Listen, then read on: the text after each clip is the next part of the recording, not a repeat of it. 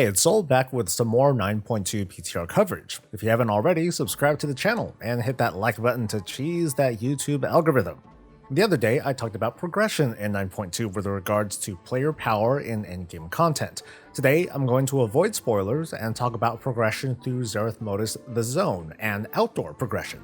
This is an early look, so don't think of this as a guide, but more like me demonstrating my understanding of how this feature works so far, and I'm sharing it with you.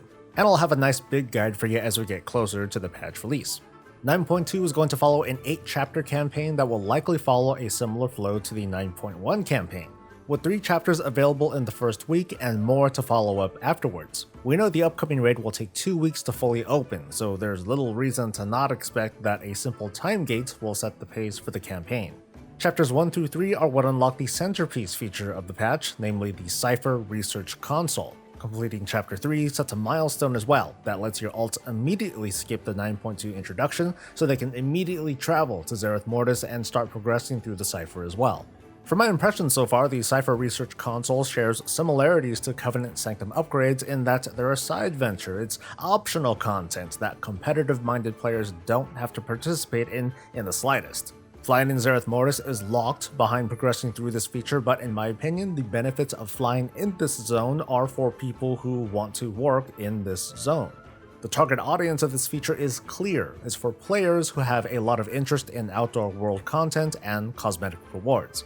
There's potential here for players to be pretty darn strong thanks to unlockable perks and items that work in all outdoor content in Shadowlands.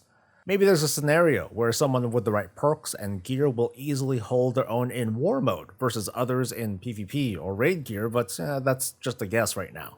So what is the Cypher? I'm not going to spoil, but here's some quick context.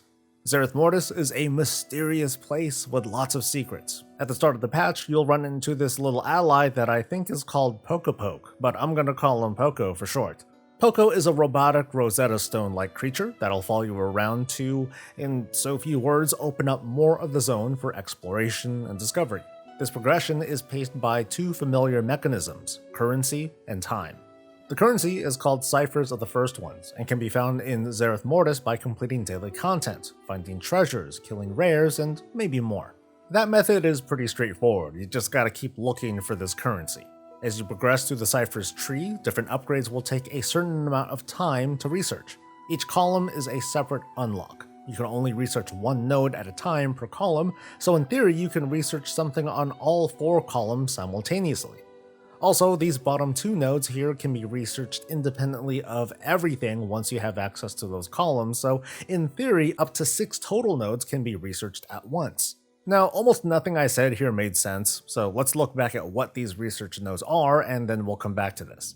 One more warning before we begin, some or all of this is going to change before the patch goes live. We're just here to get an idea of what to expect.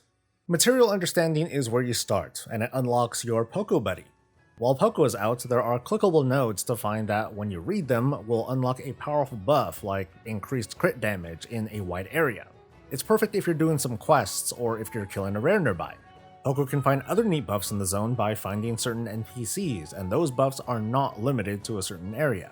Poco can also find caches that can be opened by solving one of several types of puzzles. This ought to be the first node you pick up for future farming. Another node can activate inactive NPCs to help assist you in combat, which should be very helpful if you're on a lesser geared alt or if you're just jumping in. And finally, you can unlock a series of visual customizations. As a whole, this first column can be researched probably within the first couple days of the patch, but you also want to consider pushing towards the next research column, which will take about a day for the research to complete. This column unlocks outdoor player power accessed via console, and it seems pretty potent. It's sort of like picking up an anima power that lasts for 15 minutes, making this great if you want to drop in, pick up a buff, and then go for a world boss or a rare, because of course there's a world boss in the zone. With these perks you can stack more buffs together, you can make them last longer, you can make them appear faster, and unlock more quest content. The most interesting perk is this one, Elic. This makes it so the buff console will spit out an item that you can use instead of applying it right away. Or you can even take this item and socket it into a special piece of gear that can hold these, meaning that you can have this enhancement permanently on, although you are restricted to Shadowlands outdoor zones, and again, you do need to wear specific gear that has this socket. So far we haven't seen gear in 9.2 that has to do with this feature, but it still seems pretty exciting. Outdoor specific gear sockets, this sort of feels like a hybrid between Covenant set bonuses and Shards of Domination, but just for outdoor content. Or you can just stick to having the buff items on hand and you can then use your regular gear. I think this is a pretty neat thing to try out once I really sink my teeth into it. The next two research columns need about a week to complete their research each, and you can't research the fourth column until you complete researching the third. This kind of sets up a schedule of player behavior, where I'm going to want to consider farming up more ciphers to max out the second column. Note that some of these perks have multiple levels, or I'll want to save ciphers to spend on the third column, or maybe immediately start researching the fourth. Personally, I'll do something like that, like I'll save what I need for that fourth column and then upgrade the second column because, well, at the moment the third column doesn't seem all that interesting to me as a tank, but it might be neat to have your own little army of creatures and critters in the zone. This buff here seems similar to the first buff you get in column 1, but maybe this makes it better. I'd say this is one of the more tangible buffs for gatherers with that bonus. Another node will make your companion stronger, take control of them for longer, can help recharge your buff console faster, and probably the best reason to unlock this column to open up the protoform synthesis feature. This feature will let you gather up materials found in the zone to craft your own pets and mounts. When this feature is testable, I'll try to fill you in on more of what's going on. Now let's move on to the fourth column. This turns Poco into a combat ally too, so I guess now he's the general of your little group. You can spec it to tank, heal, or DPS. You can increase Poco's energy for even more buffs from the console. And finally, it looks like Poco can activate a 3-person tank with which to rain righteous fire upon the rabble, or, something like that. There are additional UI elements that I can't access yet that get even more into how Poco can be customized, but for now, we'll just leave it at the basics. At some point, an account-wide boost will be available that will let players obtain 50% more ciphers. So far, I think I have a bigger concern with the time it takes to unlock the nodes, especially those in the far right column. That's what gives Poco more of that combat role, and especially for alts and undergeared characters, I figured that would be something to unlock sooner rather than later. And finally, we should talk about flying. A new achievement will be in 9.2 that asks us to basically complete the research console.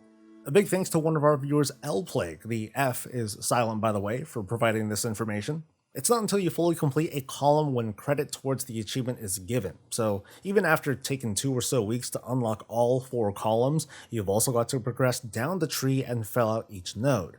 What we're not sure of is if the nodes also need to be maxed out, or if only 1 point each is required.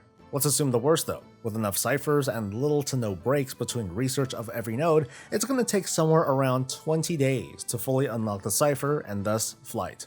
The benefits of flying in Zereth Mortis are most closely related to crafting through the protoform synthesis forge to make cosmetics and the overall convenience for your main and alts.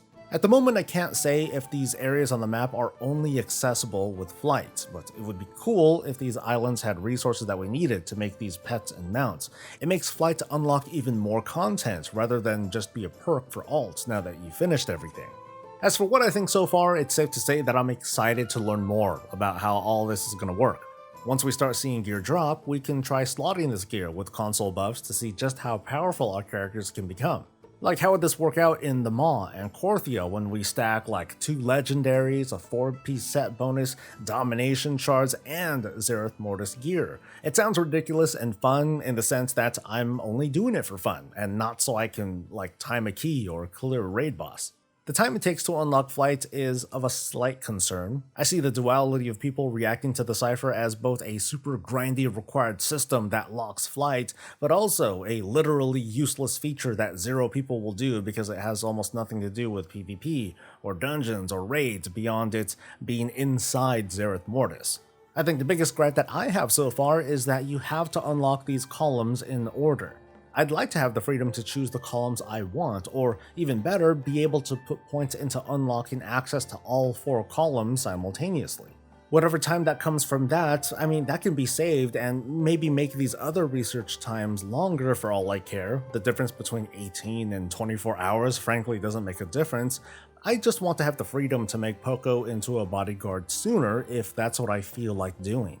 These are all preliminary thoughts though. I'm still excited to learn more and share my findings with you.